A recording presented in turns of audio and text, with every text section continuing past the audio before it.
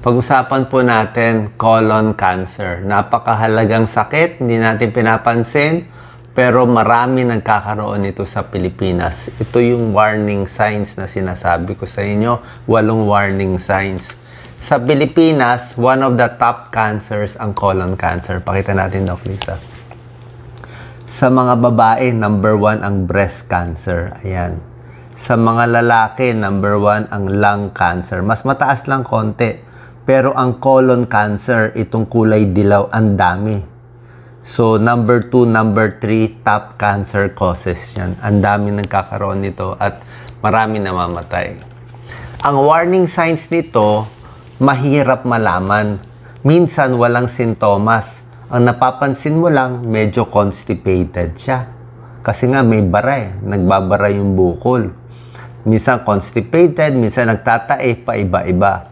Kung malala na tong colon cancer, ito yung colon, no? Malaking bituka. Pag barado na yan, yung lumalabas na dumi, maliit na. Lumiliit na, parang ganito na lapis na, narrow stools, parang lapis. Yung tiyan masakit, pero parang hindi mo alam na saan ang sakit. Kadalasan sa may baba, sa kaliwa. Kung may dugo, nako, pwedeng almoranas, pwedeng colon cancer. Minsan ang dugo hindi nakikita, maliliit lang na sugat. Nagiging anemic, maputla, sabihin marami ng dugo ang lumalabas. Namamayat, kahit anong cancer, namamayat. Namayat ng 10 pounds na hindi nagda-diet. Laging pagod. Laging weak ang pakiramdam.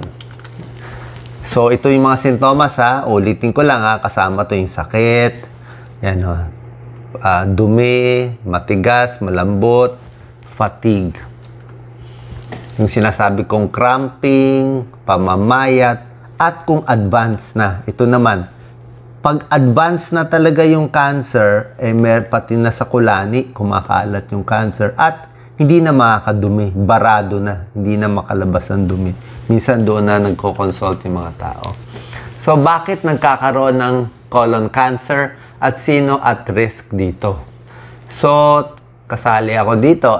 Lahat ng lalaki, edad 50 pataas. Babae din. Mas maraming lalaki may colon cancer pero marami ring babae. Kahit wala pang 50 years old, pwede pa rin magka-colon cancer, 30s, 40s, pero mas madalang. Mas madala sa 50 and above.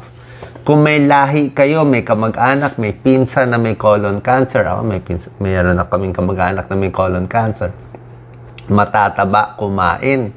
Kasi syempre, bituka yan large intestine natin, di ba? Bakit maraming colon cancer sa Pilipinas? Ano ba pinapasok natin sa bituka natin? Yung mga kinakain natin sa kalye, sa street food, lahat ng mga tusok-tusok, mamantika, matataba. Ayan, no? Yan ang paborito natin. Ayan, no? Bacon, fried foods, karne, ito, prito, alak pa, sigarilyo pa. Yan po yung mga risk factors. Siyempre, kung maraming itong mga karne na nakaimbak sa tiyan, nakadikit lagi yan, yung dumi natin nakadikit sa large intestine, mas malaking chance magkaroon ng cancer. Kaya ang gusto natin, malambot ang dumi, laging lumalabas ang dumi. Yung iba nga sinasabi parang colon cleansing, di ba? Quote unquote. Actually, ang pinaka-colon cleansing is high fiber diet, mas nalalabas mo yung dumi mo. Ayaw mo yung constipated, 4 na araw, hindi dumudumi. Hindi nakadikit lahat to sa intestine. Baka maging cancerous. Ito po, inuulit lang natin. Another picture lang, smoking, bawal, kulang sa fiber, hindi nag-exercise. Pag hindi nag-exercise, constipated, malakas sa alak, at may lahi. Yan ang mga risk factors pwede mag-cause ng colon cancer. Para malaman, mahulaan, mga edad 50 years old, dapat magko-colonoscopy. Or kung meron kayo naramdaman, actually, ang colonoscopy, minsan every 10 years. Bihira lang, pero depende. So, pwedeng colonoscopy, papacheck sa doktor, pwedeng fecal occult blood test, yung dumi, chinecheck kung may dugo. Tapos, ito po isang risk factors, pag sinilip nila, oras na may nakitang polyp, ito hindi pa to cancer, hindi pa to sure cancer. Para siyang laman na nakausli. Pag may nakitang polyp, Risk factor yan. Tinatanggal yan.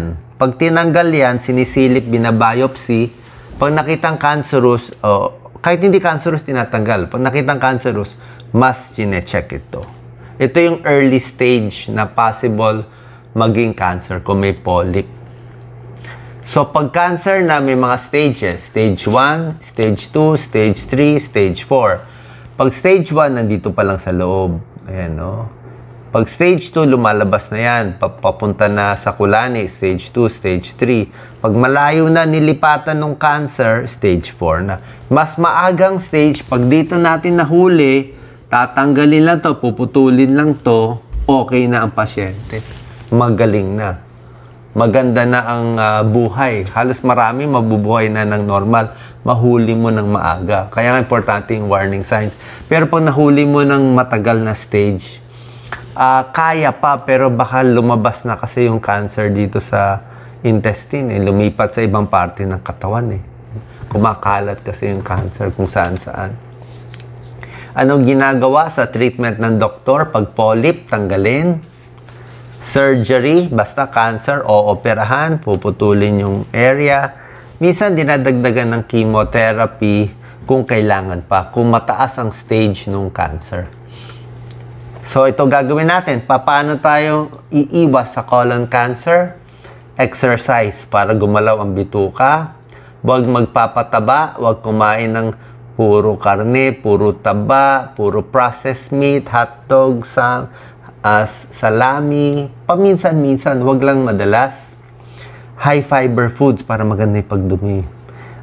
Ingat din sa gamot pag hindi kailangan. Itong mga masustansyang pagkain tuturo ko. Don't smoke, bawal ang alak, at mag-i-screening. Yun na nga, check up sa doktor. Ito po ang mga risk factors. Ito po yung evidence-based. Bilang internist and cardiologist, syempre ito ang tinitingnan natin. Ito po yung talagang napatunayang may tulong para makaiwas sa colon cancer. Green is go. Itong red ang bawal na talagang nakakadulot ng cancer. Ito yung proven na masama. Ito, convincing evidence, probable evidence. Sa nakakasama, processed meat talaga Yung mga hotdog, salami. Sabihin, bakit binibenta? Pwede mo kumain pa konti-konti. Nasa dami naman ng kinakain mo Diba? Kung pa konti-konti, pwede. Kung madalas, alak, overweight. Yan, no? Sa karne, medyo masama din, pero probable cause lang. So, ito, iwas. Ito, dapat gawin natin. Nakakabawas ng risk. Mas hindi ka tatamaan ng cancer. Exercise. High dietary fiber. Yan ang napakaganda. So, ito po yung mga pagkaing makakatulong pang-iwas sa colon cancer at sa lahat ng cancer. Prutas, ang daming antioxidants. Apple, banana, strawberry, orange, kahit anong prutas. Non-starchy vegetables. Yung gulay na talagang mataas sa fiber, lettuce, cucumber, broccoli, cabbage, carrots. Pwedeng medyo mataas sa whole grain, brown rice, wheat bread, oatmeal. Beans, okay ang beans. Wala pong problema dyan. Soybeans. Isda ang white meat, ibig sabihin, chicken, eggs, at fish. Kasi binabawasan natin ang red meat Tsaka pwede rin mani. Ito po, yung mga sinabi ko, isda, very healthy, prutas, whole wheat, mga beans. Ito yung mga good, ito yung mga healthy na gulay. Ano ba to? Guyabano. Ito yung mga iniiwasan. Alam nyo naman ito. Bawal ang sunog, di ba? Processed meats, konting bawas. Masyado matatamis, bawas din po tayo. High fiber, napakahalaga. Dietary fiber, napakahalaga para gumanda pagdumi natin. Kasi pag maraming fiber, para siyang mawalis Marami siyang fiber. So, may bulk yung dumi mo. Paglabas niya, isang labas. Nagkakaroon ng parang body Nagiging mas solid yung dumi mo. Kaya paglabas, tuloy-tuloy. Maganda. Kasi kung wala kang fiber na kinakain, lalo lang titigas, maiimbak yung dumi. Ayaw natin na iimbak sa tiyan So, ano mga high fiber? Ito, yung balat Yung balat ang maganda. Apple with skin. Yan, yung mga may fiber. Orange, strawberry. Yan, ito po. Sa prutas. High fiber. Ito, mga peas, beans, mani, ito, sari-saring gulay, green peas, broccoli, lettuce, sweet corn, carrots, tomatoes, pwede po. Yan. So, sana po nakatulong tong video para makaiwas sa colon cancer. Ingat po tayo, napakahalaga nito. Minsan, binabaliwala natin. Pero tandaan nyo, more ito ang kakainin, bawasan natin ito.